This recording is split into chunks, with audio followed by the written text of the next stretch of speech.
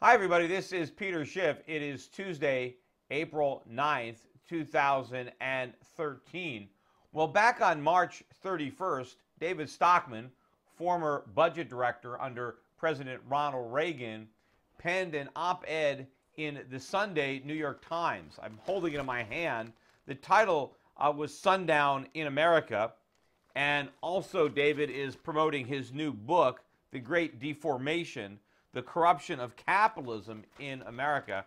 I got to hand it to the New York Times. At least they ran the op-ed. I've submitted op-eds to them, nothing as lengthy as the one that David wrote, but they've repeatedly turned them down. So at least the New York Times was running what, in my mind, is not controversial at all. But obviously, the conventional wisdom looked at this particular piece, and David Stockman was attacked from all parts of the political spectrum, from the right and the left. And in fact, the attacks were mainly on Stockman's character. They were ad hominem attacks more than actually dealing with some of the points that he made. You know, what was so controversial about the David Stockman article was that he questioned the conventional wisdom that the Fed did the right thing, that the U.S. economy is actually recovering. What he alleged in his piece is the same point that I've been making. In fact, David Stockman did one of the blurbs on my book, The Real Crash. But David pointed out what I've been pointing out, what people like Jimmy Rogers have been pointing out, or Mark Faber. There's a number of people that have been saying this, but they pointed out that we're living in a phony economy. It's a bubble. It's being supported by the Fed, that it's not real. It's all about money printing, and we've merely postponed the pain and exacerbated the underlying disease that caused the problem, and now the disease is getting worse, and that we have a bigger collapse coming than the one we had in 2008. And David Stockman makes this point very well. In fact, I don't agree with all of David Stockman's prescriptions for how to cure the economy, but where I 100% agree with David Stockman is in his diagnosis. He understands exactly why the country is so sick and how it got that way. The best way to treat the disease, now we have some differences of opinion. I agree with some of what he says, and I disagree with others, but I agree, again, that he's got the right diagnosis. The problem is all the quacks at the Federal Reserve or on Wall Street, they've got the wrong diagnosis. They're looking at this sick patient, and they've come to the exact opposite conclusion. Remember, to the Fed and the conventional wisdom, the problem in the American economy was not enough spending by consumers, not enough borrowing, that people weren't going out and buying houses and spending money, and so the government needed to supply the demand. The Fed needed to finance the demand. We needed bigger government, more deficits, more money printing to stimulate the economy so we'll all start borrowing and spending again.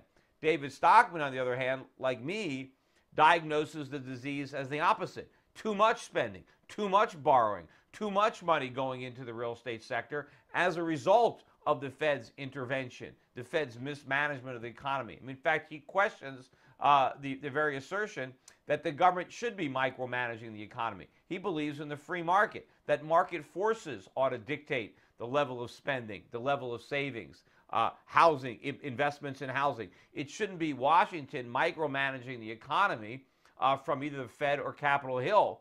But Stockman understands the disease. The Fed, the people who are criticizing the article that he wrote, don't understand the disease. They've misdiagnosed the economy, and they believe that the Fed's cure is working. The Fed's cure is not working. The stimulus is making the economy sicker. That is what Stockman is pointing out. He's pointing out that all the debt that we have accumulated has to be repaid. Or if it can't be repaid, it's going to be defaulted on. But one way or another, there is a huge crisis in our future that is going to dwarf the crisis of our past. And for basically questioning that, for saying that the emperor has no clothes, he was vilified, as I said, by the left and the right. Now, there's nothing that Stockman hasn't said that, again, other people like myself haven't already said. The difference is David Stockman is somebody who was part of the establishment. He was in the Ronald Reagan White House. And therefore, when David Stockman says something, it carries a lot more weight with the establishment than when Peter Schiff says something, or even Jim Rogers says something. And I think that the way the New York Times prominently featured this particular article also meant that the powers that be had to make sure and do whatever they could to discredit everything that David Stockman was saying so that people would not question the status quo and we can continue with this phony recovery for a while longer. And that's why you've got the attacks both from the left side of the political spectrum and the right. Nobody was out defending David Stockman. Now, I wrote a piece, The Stockman Backlash, in which, again, I defended him, but I'm not a mainstream voice. I'm out on the fringe.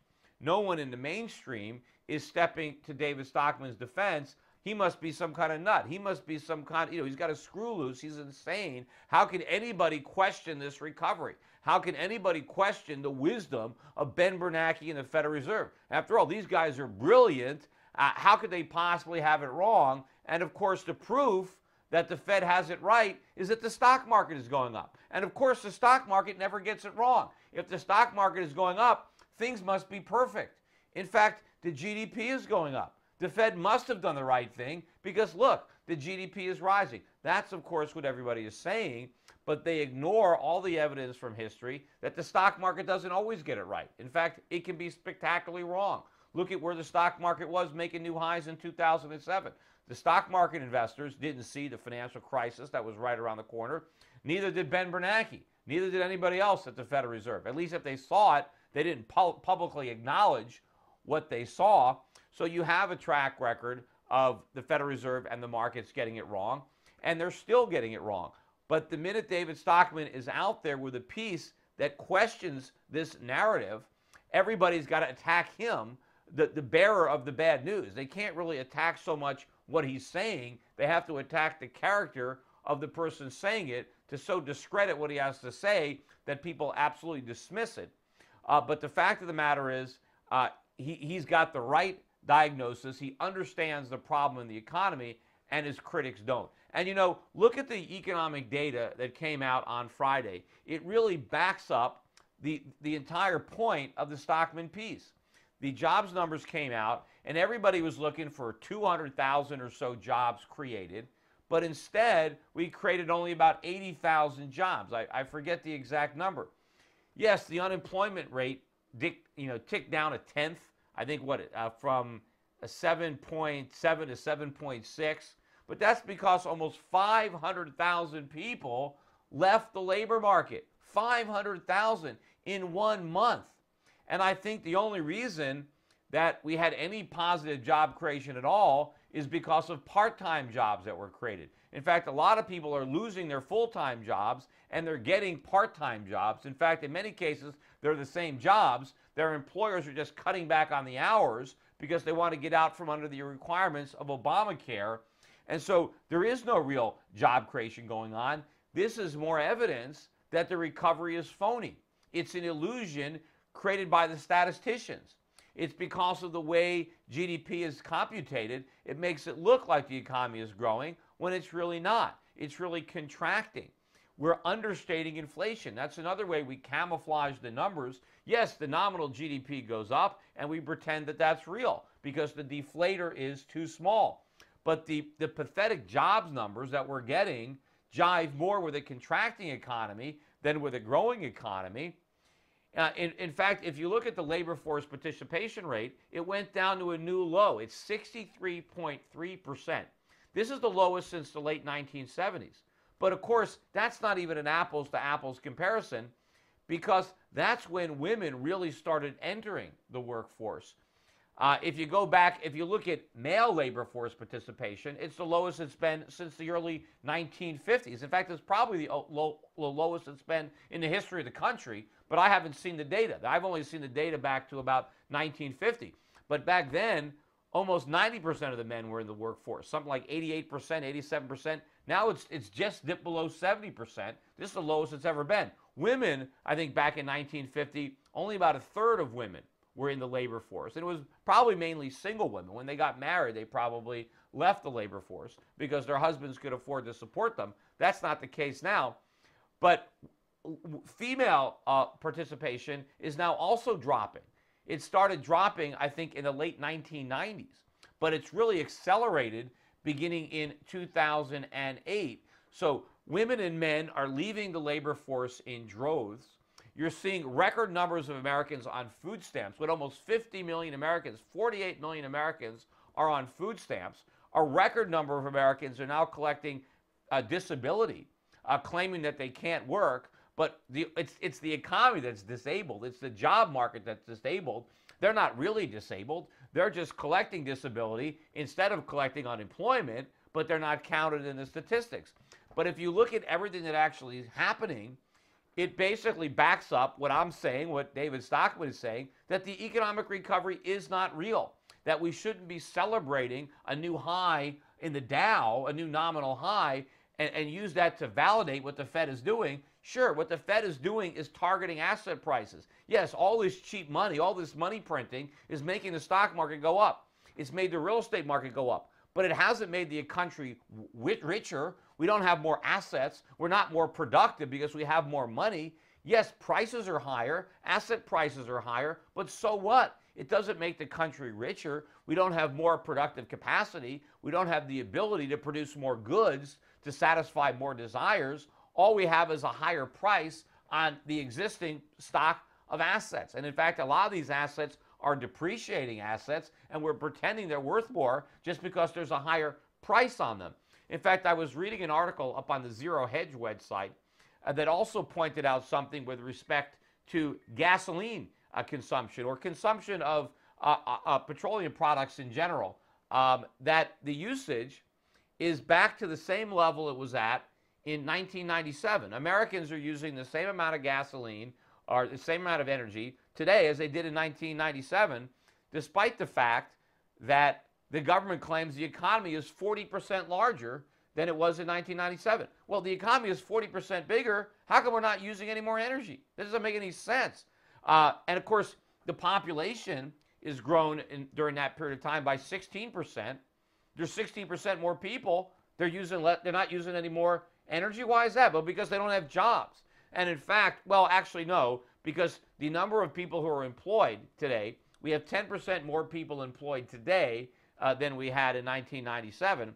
But why are they not driving more miles? Well, maybe a lot of them, maybe they don't have the extra money. Maybe they can't afford. They still have to drive to work, but maybe that's all they can do. Maybe they have to cut back on everything else because the economy is actually so much weaker. Now, I know the president is going to say the reason we're using a lot less energy, or the reason we're buying a lot less gasoline, is because we all have fuel-efficient cars. Well, I don't believe that, because if you look at the charts, the big collapse in usage started in 2008. So I don't think we've totally redone our fleet of automobiles, that now we've got all these fuel-efficient cars on the road in 2013 that weren't on the road in 2008. I think the numbers just show that the economy has declined, that economic activity is grinding down, and as a result of a contracting economy, we don't require as much energy. We're not buying as much gas because the economy is not growing the way the government claims. Now, at some point, more of this economic data, and we've gotten other economic data points other than the non-farms payroll number that came out on Friday, but we're going to get more and more data that I think is going to gradually convince the world that the narrative that everybody has adopted, that the economy is recovering, that David Stockman doesn't know what he's talking about, that everything is great, people are going to slowly realize that that's not the case. Now, I don't know how much more data everybody's going to need, but we're going to keep getting more data that evidences a contracting economy. We're not going to get all of the good economic data that people are anticipating or hoping for. Now, for some people, they might have to wait until the Fed actually comes out and acknowledges this on their own, right? Where Ben Bernanke actually comes out and says, we're going to have to increase the size of QE, just like the Bank of Japan announced last week. They're going to double their money supply. They're going to print even more money to try to create even more inflation, which is going to undermine the Japanese economy even further. That's the last thing they need in Japan, is to create inflation. But we're going to do the same thing here. The Fed is going to come out and it's going to have to acknowledge that $85 billion a month is not doing it. They're going to have to do more. And of course, right now, everybody is waiting for the Fed to withdraw. Where's the exit strategy? Of course, I've been saying all along there is no exit strategy. Remember, I was predicting QE1 before we had QE1. And then after we had QE, I said we'd have another one. And sure enough, we did. And when everybody said QE2 is the end, I said, no, we're going to have QE3. Again, remember, I've been saying we were going to have more QEs than Rocky movies. And the reason that I knew that we would keep having QEs is because I knew that QE would never work. I said that what the Fed was doing was throwing gasoline on a fire. And I know enough about chemistry. I don't know much, but I know this. I know that if you throw gasoline on a fire, the fire is going to get bigger. So I know that if the Fed is trying to put out an economic fire with the equivalent of gasoline, that fire is going to keep getting bigger and bigger and bigger.